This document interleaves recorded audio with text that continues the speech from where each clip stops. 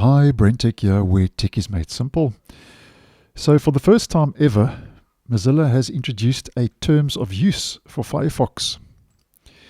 And this was effective the 25th of February 2025, along with an updated privacy notice.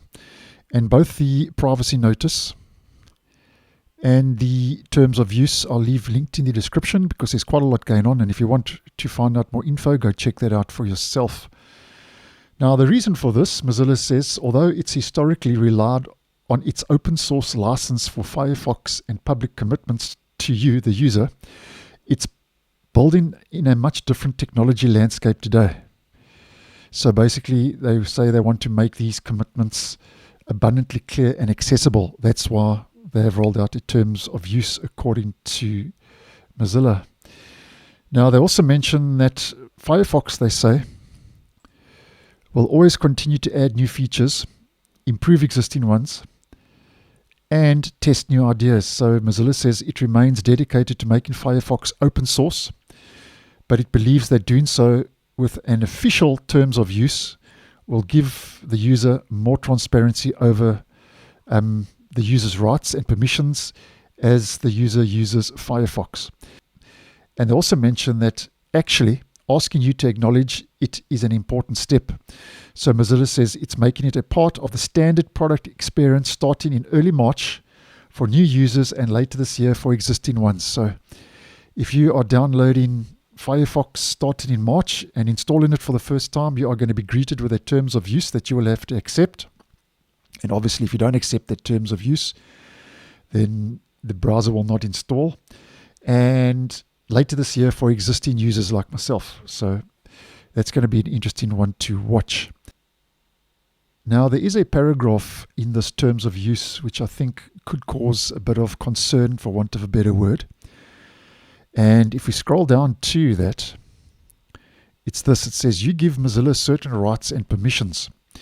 And Mozilla says, in the terms of use, you give Mozilla all rights necessary to operate Firefox, including processing data as we describe in the Firefox privacy notice, as well as acting on your behalf to help you navigate the internet.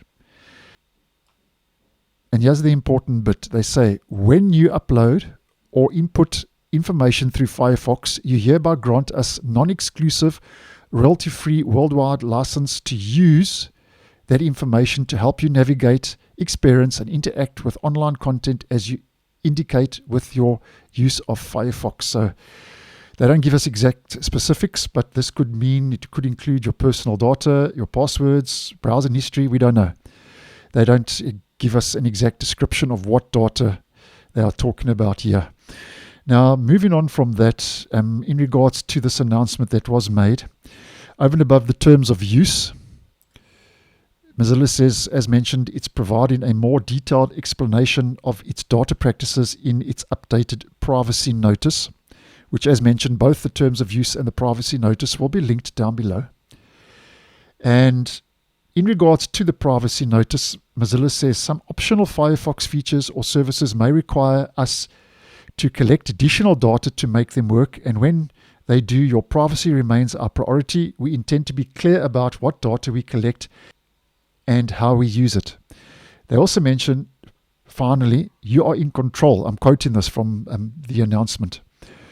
We've set responsible defaults, they say, that you can review during onboarding or adjust in your settings at any time. So obviously, when you install the browser, they are mentioning that the default settings in regards to privacy, they say, are responsible.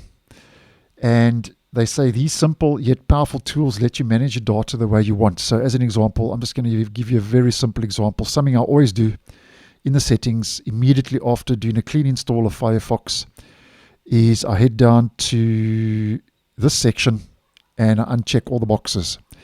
Firefox data collection and use. Okay, so obviously there are more settings, but that's the first thing I do at the get-go without kind of thinking twice. So they are saying there are responsible defaults that you can review, and obviously settings you can change at any time, which I do agree. So as mentioned, these new terms are to be shown to new Mozilla Firefox users beginning next month. So that would be March. and existing users, and we'll see them later this year according to Mozilla. Although they say later this year, they don't give us an exact date. So what do you think? What do you think of the terms of use? Is this going to affect, do you think, their user base? Do you think this is going to move Firefox users onto other browsers? I'd be interested to hear your thoughts down below in the comments. So thanks for watching, and I'll see you in the next one.